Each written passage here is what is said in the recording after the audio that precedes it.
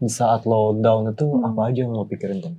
Yang gue pikirin cuma gue pengen bunuh diri aja. Gue pengen bunuh diri aja. Gue ngerasa hidup gue untuk keluarga gue, tapi keluarga gue udah gak ada gitu. Maksudnya ada, tapi udah beda suasananya.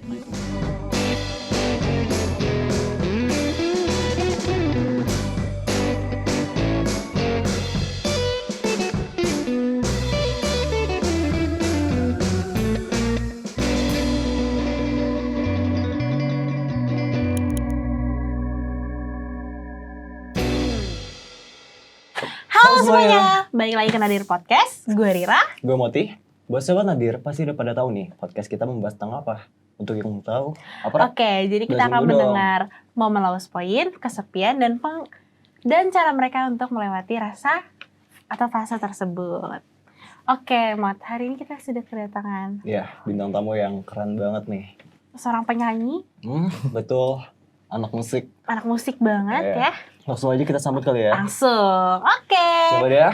Kak Tutan. Halo Kak Tutan. Halo. Apa kabar Gimana nih kabarnya? Alhamdulillah baik, semuanya berjalan lancar. Sih. Udah siap belum nih ngobrol-ngobrol bareng kita? Sudah siap. Siap banget, siap aja? Siap banget deh. Oke. Tolong dong Kak, sebelum perkenalin kita diri ngobrol. dulu.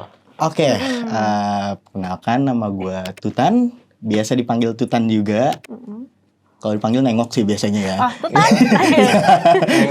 Iya, benar. Umur perlu gak ya? Boleh. Boleh. Biar gak kelihatan tua ya gak sih? Iya. Umur gue 20 tahun ini. Oke. Hobi-hobi? Hobi-hobi. Hobi makan kayaknya, Oke. hobi makan. Bagus gak apa-apa? Untuk kesehatan. Iya, betul. Jasmani dan rohani. Di sini makan bareng. Oke. Tan, kesibukan lo apa nih sekarang? Kesibukan sekarang ngeband aja sih. Iya.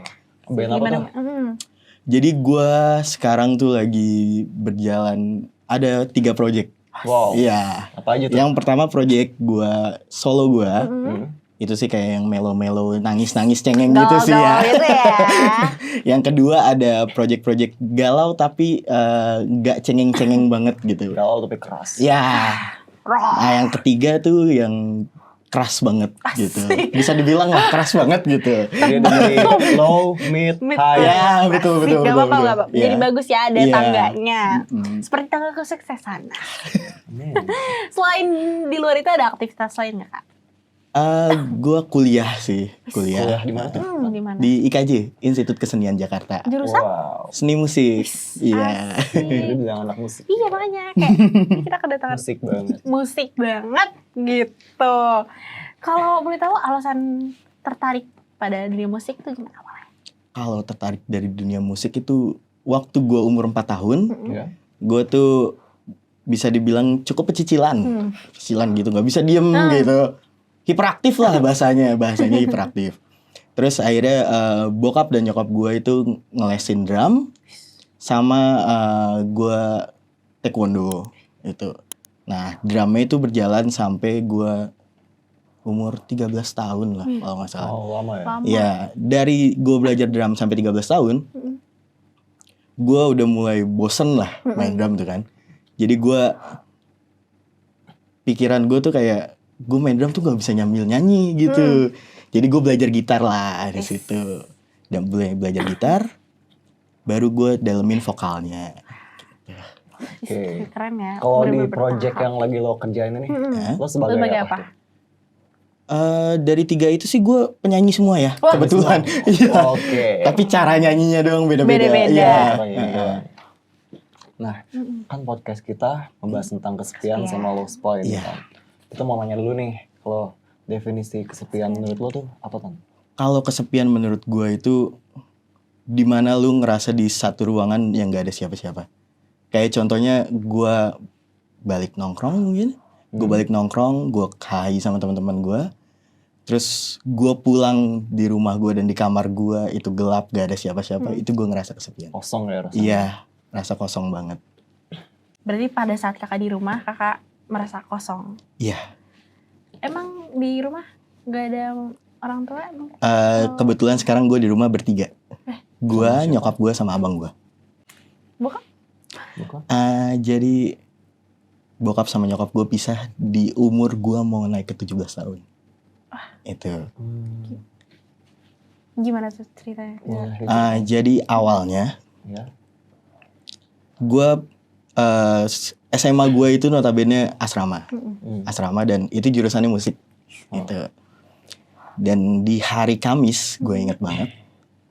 Itu nyokap gue datang ke sekolah dan dia mukanya lebam kayak abis nangis gitu matanya. Terus tangannya lebam-lebam kayak nggak tahu lah kayak merah-merah gitu di sininya. Terus dia datang, terus dia langsung to the point cerita ke gue kalau emang sebelumnya itu sebelum gue masuk SMA itu sebelumnya tuh gue udah punya firasat kalau bokap nyokap gue bakal pisah gitu. Dan nyata kejadian. Terus nyokap gue datang dengan perawakan tubuhnya kayak gitu. Terus dia ngomong, Dek, mama habis ketemu ayah. Dan ayah bawa calon istrinya. Padahal mama di situ mau selesain masalah mama sama ayah. Dan ya sudah, gue terima itu. Dan mama gue ngomong kayak, mama udah gak bisa lanjut lagi sama ayah, Dek. Di situ gue cukup kaget sih. Kagetnya karena panutan gue sebagai laki-laki itu bokap gue. Nah, tapi di situ dia nggak menunjukkan sosok laki-laki yang sebenarnya. Kayak dia nggak ngomong ke gue kalau dia mau nikah lagi atau gimana, atau mau pisah. Dia nggak ada ngomongnya sama gue. Di situ gue cukup marah banget, gue ngata-ngatain dia, gue ngajakin dia berantem dan segala macem. Udah di situ, sampailah titik dimana nyokap gue dan bokap gue itu di pengadilan untuk urus cerai dan segala macam. Di situ gue nggak bisa biarin nyokap gue sendirian di pengadilan itu. Jadi mau gimana pun kondisinya gue, mau gue lagi sepatah hatinya gue, ya hidup gue tuh buat nyokap gue. Gitu, gue nggak bisa tinggalin dia sendiri. Dan ada satu momen di di kasus di yang keberapanya pengadilan itu. Nyokap gue merasa dikalahin untuk urusan harta gono gininya, gitu. Dan dari situ nyokap gue keluar dari pengadilan, dia kayak udah emosi banget sama bokap gue, tapi bokap gue pergi duluan. Udah, abis itu gue kejar bokap gue. Gue nggak tahu kenapa, harusnya jalannya lurus dan bisa kesini, tapi gue lewat sini dan bisa ketemu. Itu gue nggak tahu gimana ajaibnya itu. Dan gue ketemu akhirnya, situ gue turun dari motor. Gue udah mau pukul dia karena gue ngerasa cintanya gue tuh nyokap gue, gitu. Mau gue sebrengsek apapun ya cinta gue nyokap gue. Jadi gue harus bela sekuat gue, gitu. Dan gue nggak bisa ngeliat nyokap gue sampai ngerasa kayak sedih gitu, gue nggak bisa. Makanya di situ gue marah banget. Tapi di situ se-emosi gue di situ waktu itu, gue masih mikirin. Gue takut nyokap gue kaget ngeliat gue kayak gini gitu. Jadi oke, ditahan dulu. Dan bokap gue di situ ngajak ke kantornya dia. Terus nyokap gue sabar-sabarin jalan. Untungnya gue bisa meredam itu semua. Jadi alhamdulillahnya nggak terjadi apa-apa gitu. Karena kalau dipikir-pikir, orang emosi ada yang bisa dipikirin apa selain eksekusinya gitu ya kan. Gak bisa dia pikir nalarnya dia, gak bisa dia pikir ke depannya dia. Kalau misalnya dia pukul itu orang, terus orang itu visum atau gue bisa masuk penjara, kan kita gak ada yang tahu gitu. Setelah itu gue sempet sekolah gue berantakan di situ. Sekolah gue berantakan karena tujuan gue itu gue di rumah aja, gue keluar tapi gue bareng nyokap gue. Karena yang gue takutin tuh bukan diri gue sebenarnya. Gue takut nyokap gue entah suicide atau gimana. Gue takut itu. Dan akhirnya gue merelakan sekolah gue, tapi kayak dalam sebulan tuh gue bisa masuk sekali atau 2 hari doang gitu. Setelah itu, setelah berjalan semuanya, pengadilan udah selesai. Di situ gue baru ngerasa down-nya gue gitu. Gue baru ngerasa down-nya gue. Di umur berapa itu kan? Di 17 tahun itu. 17. Iya. Dan nyokap gue tuh gak bolehin gue nato gitu ya. Tapi tindik boleh gitu sama dia. Dan kalau gue dikasih kesempatan nato sama nyokap gue pengen nulis di sini gue, di dada gue, I hate my 17th birthday. Karena gue ngerasa kado ulang tahun gue di 17 tahun gue itu perceraian nyokap gue gitu. Jadi itu sangat berkesan banget di gue. Setelah itu sekolah gue berantakan atau gimana lah. Baru gue ngerasa di situ kayak hidup gue udah gak ada artinya lagi ya gue. Dan gue tuh dulu waktu gue kecil, gue bisa dibilang gue anak yang cengeng. Cengengnya tuh kayak, ya gue mau apapun di hari itu gue bisa dapet.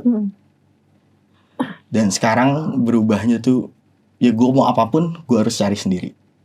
Dan situ beruntungnya gue bisa ketemu masalah kayak gini. Tapi beruntungnya gue bisa jadi lebih dewasa. Itu. Banyak positif juga ya. Ya betul. Di saat lo down itu apa aja yang lo pikirin tuh? Yang gue pikirin cuma gue pengen bunuh diri aja. Gue pengen bunuh diri aja. Gue ngerasa hidup gue untuk keluarga gue, tapi keluarga gue udah gak ada gitu. Maksudnya ada, tapi udah beda suasananya gitu. Masing-masing. Jadi gue ngerasa ya udahlah, kayak udah selesain hidup gue, udah sampai sini doang. Gue ngerasa gitu. Tapi sampai bisa kepikiran bunuh diri tuh apa yang dipikirin, apa yang dirasain? Gue ngerasa tuh kayak balik lagi sih, gue kecil gue tuh sangat bahagia. Dan gue dewasa gue buruk lah, bisa dibilang buruk banget. Cerita hidupnya jadi jelek banget gitu. Gue mikir apa gue gantung diri aja kali ya. Gue udah sempet mikir kayak gitu. Dan gue pun merasa di sini ajaibnya Tuhan juga. Kayak di saat gue mau bunuh diri, gue ketemu orang yang pernah coba bunuh diri 3 kali. Dia mau gantung diri, dia mau minum obat-obatan, tapi ternyata semua itu tuh gak berhasil. Dan kalau gue simpulkan, berarti Tuhan masih sayang sama dia dan Tuhan masih mau dia hidup gitu. Makanya kalau gue ngelihat dia, gue tuh baru kepikiran dia udah eksekusi aja masih bisa hidup gitu loh. Jadi gue mengurungkan niat itu dan gue buka mata gue lebar-lebar. Gue ngelihat sekeliling gue banyak yang sayang sama gue, walaupun dibalik itu masalah gue berat, tapi bahagia gue saat itu melebihi masalah itu. Kayak ada satu momen dimana gue lagi down, itu saat gue SMA. Satu asrama cowok itu nyanyiin buat gue, terus dikirim ke gue. Dan situ gue ngerasa, wah gila, semuanya ternyata sayang banget ya sama gue. Secara nggak langsung dia mau gue tetap hidup gitu. Di situ gue nangis, Udah berkaca-kaca. Oke. Terus juga jadi di asrama gue itu kan emang semuanya udah kayak keluarga gitu ya. Jadi satu orang punya masalah, ya semua orang ikut merasakan gitu. Dan kenapa satu asrama gue tahu? Jadi di momen di Kamis itu nyokap gue datang, Jumatnya bokap gue datang sama calon istrinya. Dan otomatis semua teman-teman gue tahu. Soalnya nyokap gue tuh cukup friendly sama teman-teman gue gitu. Dia kalau sama gue dia harus kenal teman-teman gue gitu, biar dia percaya gitu. Bokap gue datang, dan di situ yang ngelihat pertama tuh bukan gue, teman gue ngasih tahu, Tan, bokap lu datang tuh, tapi nggak tahu sama siapa gue, karena teman gue kenal nyokap gue. Iya, di situ udah gue samperin bokap gue, terus gue ketemu si calon istrinya itu kayak mau deket sama gue, tapi ya lu siapa gitu kan, gue nggak kenal lu. Terus kayak, tuh Tan mau kemana? Bukan urusan lu, gue bilang gitu. Terus ya udah balik, dan semuanya jadi tahu gitu. Guru BK sekolah gue pun tahu, sampai manggil gue waktu itu kayak, tuh Tan kenapa kelihatan sendiri terus? Kenapa jadi kayak murung terus gitu. Terus sekolahnya kenapa jadi jarang. Beda lah sama biasanya. Iya, karena bisa dibilang gue dikenal cukup humoris kali ya, bisa dibilang. Iya, jadi kayak gak pernahnya gue punya masalah yang seberat ini gitu. Di saat lo down itu, lo baru kepikiran kan buat suicide. Iya.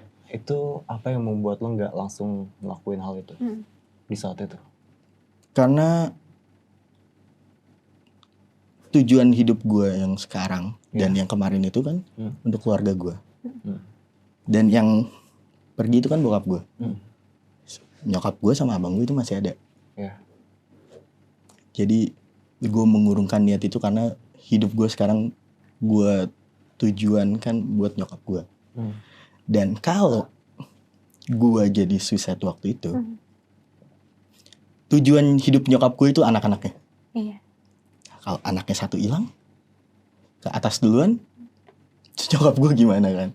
Dan juga gue bisa dibilang deket banget sama nyokap gue, kayak nongkrong di kafe gitu sering banget berdua doang gitu. Sampai waktu itu ada cewek gitu lagi nongkrong kayak julid gitu, kayak itu pacarnya atau gimana?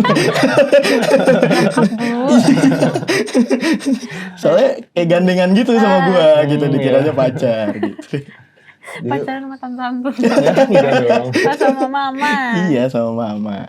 Jadi dari kecil emang lo lebih dekat sama nyokap gitu ya? Atau gue hampir sama deketnya sama semuanya sih, sama bokap sama nyokap. Sama abang juga. Iya, sama abang juga. Jadi cuma setelah kejadian itu? Iya, setelah kejadian itu karena gue banyak nemenin dia di rumah, jadi secara nggak langsung emosionalnya deket banget gitu. Sampai ya hal-hal kecil kayak gue deket sama cewek gitu, gue pasti cerita sama nyokap gue gitu. Gak ada yang seleksi ya? Iya. Ini gimana Bu? Ada aja apa enggak nih? Ini aman gak Bu ini yang ini? Aman gak Bu? Terus pas di saat lo ngerasa down itu dan lo kepikiran buat suicide, cara lo buat alihin pikiran lo, distract gitu, itu apa yang lo lakuin kan? Kan itu susah banget pasti. Itu susah banget sih emang. Dan kalau gue keluar, kalau waktu itu ya, gue keluar, gue sering nongkrong sendiri gitu, gue seringnya. Kadang tuh kalau muncul pikiran-pikiran itu kayak gue bawa motor, gue pengen kenceng, gue pengen tabrakin gitu. Tapi setelah di tempat itu, gue ngopi, tenang lagi gitu. Sebenarnya tujuannya sih, cara alihinnya itu sebenarnya ngopinya sih. Tenangnya itu, lo bikin nyari tenangnya gitu. Itu berapa lama lo baru bisa benar-benar terbiasa? Bisa dibilang. Atau lepas dari pikiran-pikiran? Ya, baru-baru ini sih. Baru-baru sekitar setahun yang lalu mungkin. Berarti 2 tahun yang ngerasain. Iya, hampir 3 tahun. Hampir 3 tahun. tahun. Tapi gimana dampak dari perceraian orang tua kakak? Ada mungkin dampak positif dan negatifnya? Kalau dampak negatifnya jadi gue gampang iri. Irinya tuh kayak gue tuh nggak bisa ngelihat keluarga cemara. Ya itu keluarga cemara, terus kayak orang kok bisa gitu makan bareng sama keluarganya gitu. Sedangkan kok gue nggak bisa gitu. Itu dari dampak negatifnya. Terus itu yang pertama. Yang kedua, gue ngerasa gue rapuh banget. Karena ya gimana ya, gue ngerasa pokoknya gue rapuh banget, gue nggak bisa kena hal yang sangat sensitif sedikit pun gitu. Kayak jadi merembetnya ke misalnya gue punya pacar, terus kalau dia ninggalin gue jadi gimana. Karena gue ngerasa gue ditinggal bokap gue tuh sakit banget gitu. Jadi itu benar-benar berdampak banget ya? Iya, itu buat negatifnya. Dan positifnya, gue jadi bisa lebih mensyukuri hidup gue. Bisa bersyukur, gue masih bisa bernafas setiap hari, itu gue bisa bersyukur. Terus gue bersyukur ya gue ditemuin sama orang-orang yang pas. Maksudnya gue dapat masalah kayak gini, tapi gue ketemu orangnya tuh yang pas. Kayak ada satu temen gue, namanya Nadif. Itu tuh temen SMA gue. Nadif sama Raka. Nah, si Nadif ini, jadi waktu di SMA gue tuh gue punya ruangan khusus buat dimana gue sering menyendiri kan. Itu di ruang vokal, di ruang vokal. Di ruang vokal itu pas setelah nyokap gue dateng di hari Kamis itu, gue langsung ke ruang vokal, matiin lampu, gue langsung nangis kejar di situ. Dan gue nggak tahu kenapa tiba-tiba gue nelpon Nadif itu. Div, temenin gue di sini.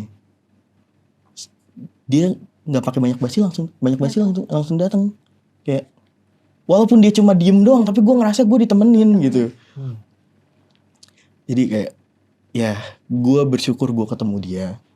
Terus gue juga bersyukur gue ketemu lingkungan yang bisa dibilang punya masalah lebih berat dari gue, tapi dia masih bisa tetap hidup gitu. Itu dampak positifnya. Iya. Apa ya? Ya misalnya yang diambil oleh Tuhan pasti diberi lagi gitu ya kan. Iya. Betul. Kan tadi udah dampak positif dan negatif. Kakak cerita juga kayak pas kakak gantung diri, kakak pernah ketemu sama orang yang sampai 3 kali loh. Jadi Tapi kakak gak masih, berhasil. berarti kakak kuat banget secara. Iya, gue gak mau bilang itu sih, tapi kenyataannya kayak gitu ya. Tapi pelampiasannya, Gitu. pelampiasan kakak biar apa ya, keluar dari hal-hal yang mungkin negatif. Musik mungkin. Iya, gue coba nulis lirik yang kayak ngerasa gue relate banget kala itu. Terus dan gue bersyukurnya gue dikasih pelajaran musik dari kecil. Itu gue ngerasa emosinya gue kalau gue nangis doang itu nggak bisa. Jadi emosinya gue bisa keluar banget. Entah gue lagi nyanyi, entah gue lagi main gitar atau gimana. Jadi pelampiasannya itu hal yang positif ya. Iya. Jadi bisa sampai bisa menciptakan lagu. Iya. Pasti Berkarya. berkarya. Jadi walaupun sedih, galau, tapi tetap berkarya. Ya, semuanya dituangin ke dalam karya. Iya.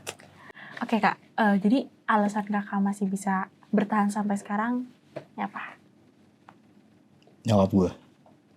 Karena dia, kalau menurut orang-orang superhero itu Superman. Tapi kalau menurut gue nyokap gue. Wonder Woman lo lah. Iya. Seberapa berarti nyokap lo buat lo di hidup lo sampai sekarang ini? Kalau gue harus bolak-balik ke bulan buat jalan kaki, cuma buat dia, tuh gue rela. Gitu. Yang penting semua Segitu untuk- berarti. sebagai Kakak bisa sampai kayak gini, sampai sekarang gini. Gimana tuh Kak cara survive-nya? Cara survive itu sebenarnya susah juga sih gue ceritain. Soalnya karena survive gue tuh, gue kadang bisa jadi orang yang bodo amatan. Tapi satu momen gue bisa jadi orang yang bener-bener kayak ngerasa sedih banget. Dan baru-baru ini gue cerita ke nyokap gue pas lagi bulan puasa kemarin. Gue cerita, "Mah, keadaan rumah tuh udah beda banget ya. Udah gak kayak dulu gitu." Terus gue kebayang waktu masa kecil gue makan bareng sama bokap gue, sama nyokap gue. Sahurnya bareng-bareng, nonton kartun bareng-bareng. Terus gue di situ nangis, gue cerita ke nyokap gue karena dibilang gue bisa terima itu sebenarnya gak 100% bisa gue terima takdir gue. Karena ya banyak orang takdirnya tuh lebih bagus dari gue, tapi kok gue enggak gitu. Gue ngerasa iri banget di situ. Bedanya gue sama orang-orang itu apa? Sama-sama makan, sama-sama minum, sama-sama bernafas. Dan di situ gue cerita ke nyokap gue di situ posisinya emang masih nggak terima sih.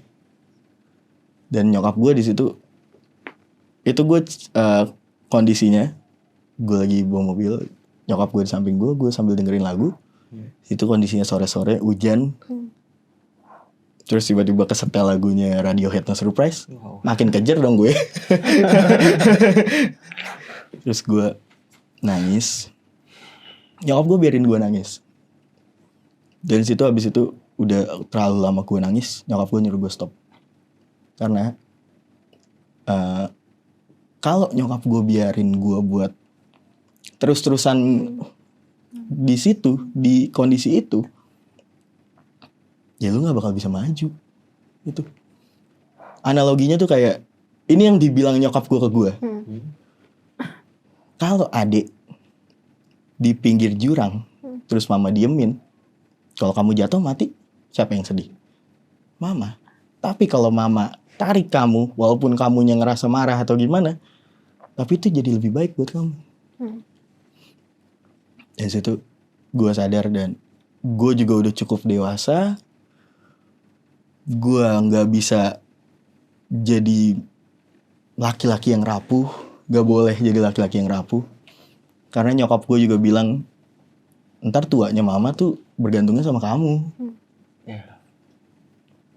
Jadi gue harus tetap coba jadi orang yang kuat.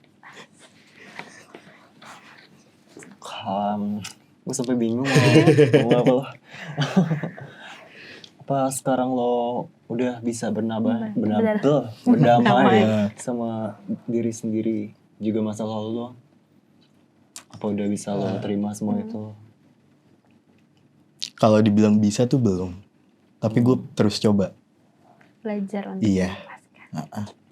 Masih mencoba ya? Iya, masih mencoba. Kan tadi kita udah sedih gak sih? Sedih Jujur aku emosional banget. banget. Oke, Tan, kalau tadi kita udah tahu nih cerita sedih-sedihnya, ada nggak sih hal yang paling lo ingat gitu? Yang bahagianya? Mungkin sama nyokap. Bahagianya gue tuh alasan lo bahagia gitu. Di masa kecil gue sih sebenarnya. Kalau di masa gue dewasa ini gue belum nemu bahagia yang banget gitu. Ada sih pasti bahagia kayak gue ke tempat makan bakmi gue waktu gue masih kecil itu gue ngerasa bahagia. Gitu. Tapi jadi cuma hanya masa kecil kakak yang menurut kakak itu adalah hal yang paling bahagia. Iya. Mungkin kalau kakak lagi galau atau sedih atau lagi ada atau senang pun mungkin ada nggak sih orang-orang yang kakak tuju? Ada. Siapa tuh? Itu tadi Nadif, Raka, pokoknya teman-teman SMA gue. Karena itu ngerasa, karena kan kita hidup kalau bahasa anak zaman sekarangnya 24/7. Iya. Jadi itu ngerasa kayak keluarga gitu. Jadi gue kalau misalnya lagi seneng atau lagi sedih, pasti gue kayak ke mereka. Iya. Apa tuh Tan yang mau lo sampaikan ke mereka? Ya, tetap kayak gitu-gitu aja ya. Jangan berubah. Mau lu kata-katain gue mau gimana, ya itu cara kita berteman gitu. Mungkin yang mau disampaikan buat mama? Buat mama apa ya? Kayaknya terlalu banyak sih kalau buat mama. Gak apa-apa. Ya, sekedar say thanks. Terima kasih mama sudah melahirkan Tutan ke dunia. Terima kasih juga udah coba kuat buat besarkan Tutan.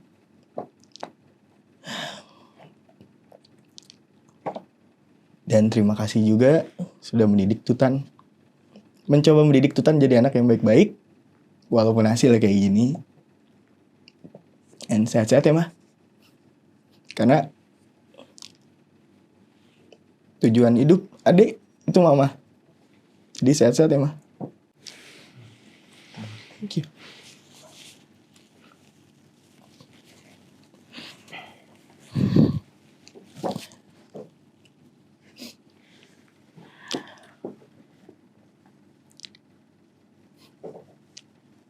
Oke. Harapan untuk kedepannya. Harapan. Sebenarnya harapan gue tuh nggak banyak sih. Gue tetap mau jadi gimana caranya gue mau jadi orang baik dan gimana caranya di sekeliling gue tetap bahagia. Itu doang harapan gue. Semoga harapan kakak bisa tercapai dan selalu tercapai. Amin. Tapi kalau ke ayah sendiri, apa ada yang mau lo sampaikan? Enggak sih kayaknya. Enggak. Oke. Ada nggak nih yang mau sampaikan buat Sobat Nadir yang mungkin lagi ada di fase yang sama-sama kayak kakak? Oke, buat sahabat Nadir, sebrengsek apapun hidup lo harus tetap hidup. Karena di balik semua cerita buruk lo itu pasti ada sisi baiknya. Gitu. Oke, semangat ya. Oke. Semangat ya. Karena sudah di penghujung episode, Ya, kita udah di kita ada penghujung sedikit. Udah bener. Aku mau nangis cuma aku tahan. Merinding darah.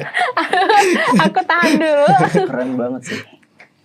Belum, aku seperti merasakan. Nih kita dari tim dari podcast ada apa ya? Ada hadiah buat Oh iya. kakak nih. Ada sesuatu nih buat lo. Oke. Nih, Ini Wih. lucu kan? Lucu. Terima kasih. Jangan lupa Oke dipakai ya. ya, Kak. Oke, nanti aku pakai. Oke. kita makasih Makasih. banget. Terima Udah. kasih sudah diundang di Datang. sini juga. Terima kasih udah. Udah mau cerita. Cerita. Iya. Gue Semangat. cukup lega sih udah cerita di sini. Semangat. Oke, Sobat Nadir. Episode kali ini udah selesai. Semoga yang kata dan ceritanya bisa bermanfaat buat kalian semua. Gue Rira. Gue Moti.